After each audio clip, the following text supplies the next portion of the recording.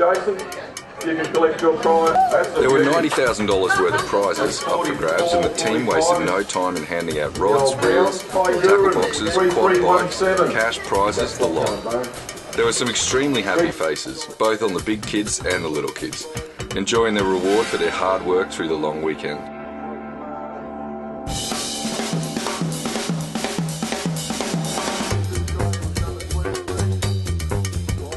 Now I'm just hanging out here in this beautiful weather with Elton next to me. I can see he's got a very good looking rod next to him. I'm going to ask him a few questions like how he got this rod. So mates, how big was it? And tell me, was there a bigger one that got away?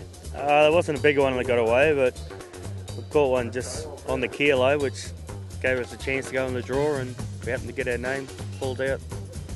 And pretty much the rest is history, that's it? Yeah, pretty much. So that was was it like a lucky door prize and you got like a little ticket and you kind of sitting there, fingers crossed, legs crossed and hoping for the best? Is that kind of how it works? Yes. Yeah?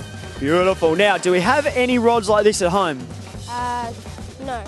Or maybe not as good as this one? No.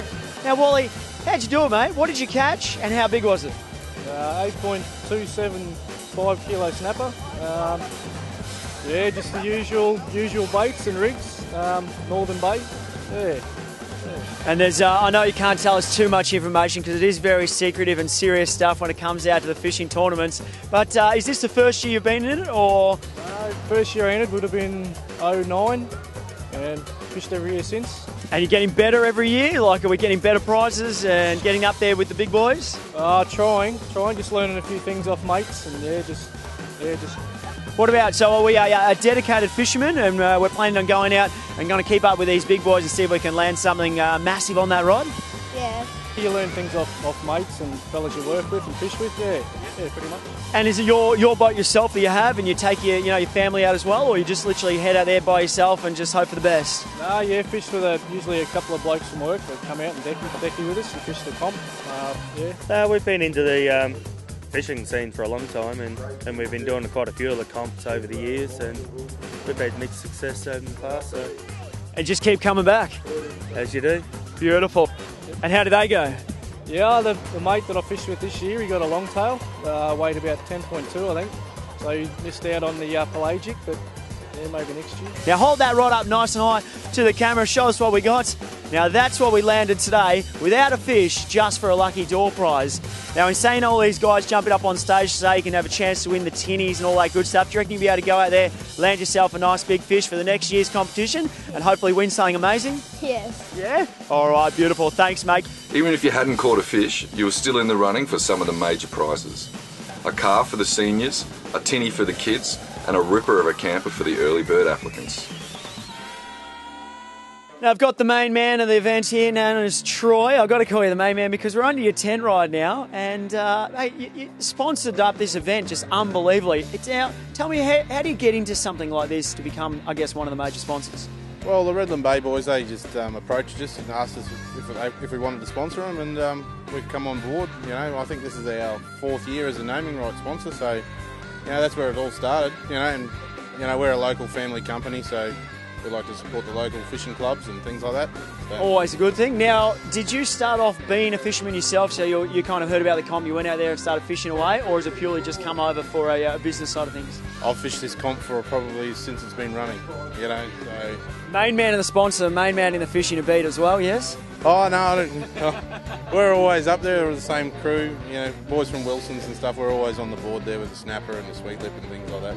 We fish hard, and come here every night and try and show everyone our gear. That's it? That's the best way to do it, but if you're out there using the gear and they come in here and see what you're catching on it and you show them, it all works quite well. We ended up with second in the snapper, which was 8.1 or something like that, and we got second in the pelagic, which was 12 kilo longtail. Okay, so how far off from the grand prize being the winner were you guys in kilo-wise? A couple of kilos, or is it much difference? The snapper was only 100 grams, and the tuna was only 200 grams. So only a bit of tail in there, and that's about it, dividing between the two. But I've done my fair share of that in the years. So even though the weather's been, not 100%, it's still a good chance to get out in the water and get yourself some great fish. Definitely. If you've got a line in the water, you're always a chance of catching a fish. Like it can be pouring down rain, blowing a gale, and if you've got a line in the water somewhere, and you can always find somewhere to fish. You know, it doesn't matter what the weather conditions are, you know. You find in behind the back of an island or something like that, you can always catch a few fish. Myself, I fished offshore most of the day. We fished in around Point Lookout and things like that, where we had a bit of protection from the island, from the wind, so it wasn't too bad. But yeah, no, there's both inshore and offshore. So That's all right. And how do you reckon you're going to go next year? You're going to try to get that little bit of tail on it and see if we can claim the grand prize? Oh mate, we're always in it, you know. We're always give it a go, you know. Was there any of those famous line of the one that got away? Oh yeah, there was a few of them on Saturday.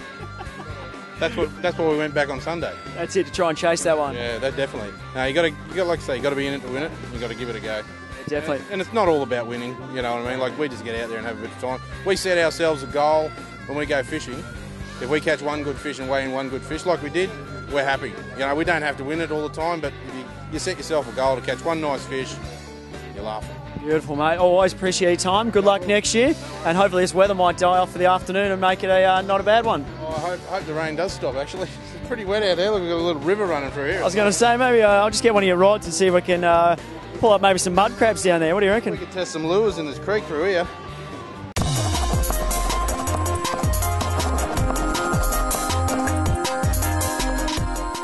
When pulling up to the boat ramp, give your trailer bearings about 5 minutes to cool. Take a moment to get your boat ready for the water. If you put your boat in the water with hot bearings, it could cause problems. Today, Matt and Chris catch up and talk insuring your investment for boats of all shapes and sizes.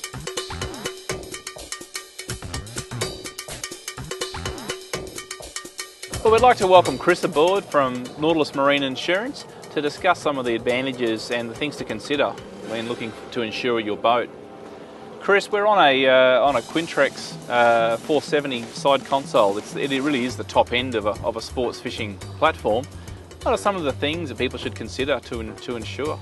Well, probably one of the most important things, Matt, for a boat like this, obviously, as we can see, this is dedicated to the passionate fisherman, is making sure that with your insurance that you have, making sure it's actually covering your fishing rods and fishing equipment.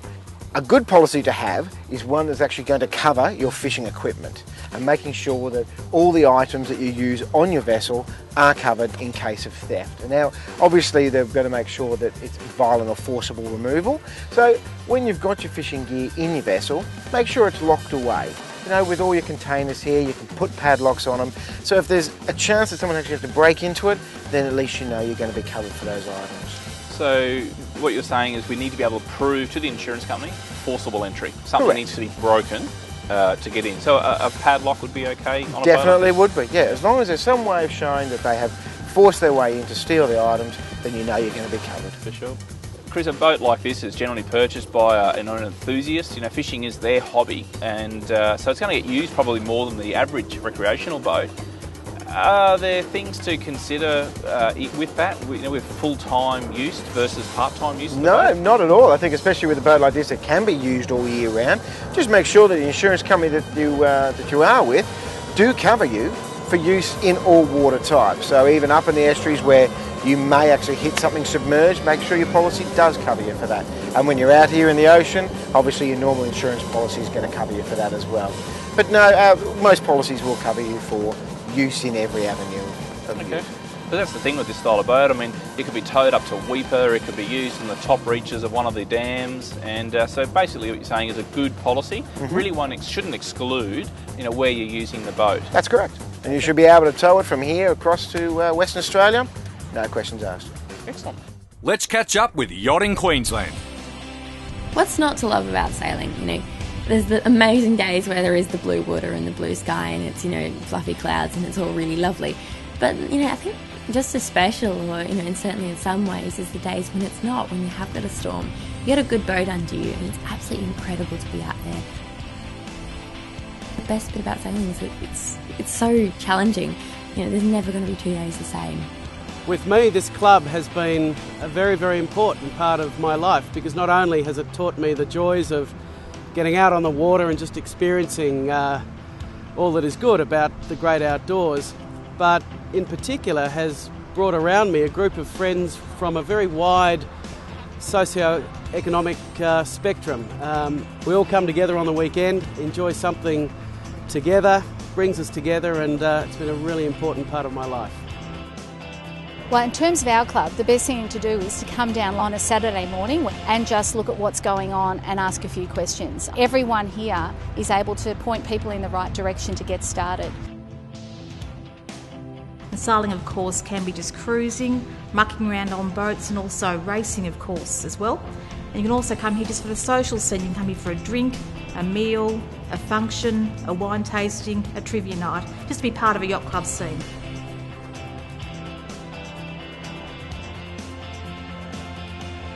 Clubhouse that offers food and drinks. It has training rooms that offer training and coaching for the members.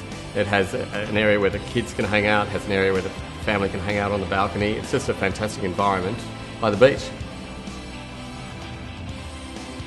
I mean, a lot of people don't expect, they are very surprised when they become a member here about all the training that actually is provided, and it becomes a key reason why they stay.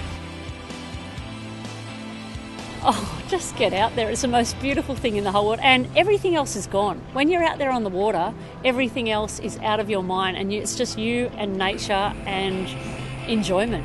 Most of our members here at Royal Melbourne are crew members, and so they participate with other people who own the boats themselves. In terms of dinghies, many of the dinghies that people buy for a family are on their fourth and fifth owner, and they're actually very inexpensive to own. Yacht Club sort of becomes your second home, and it's really special. It's a lovely community. Everyone gets involved. Mum and Dad drove the rescue boats, and it's lovely. There's this, whether it's hot chips on the beach, or a roast, or have your birthday party there. It's somewhere to be based, and it really does become a second home.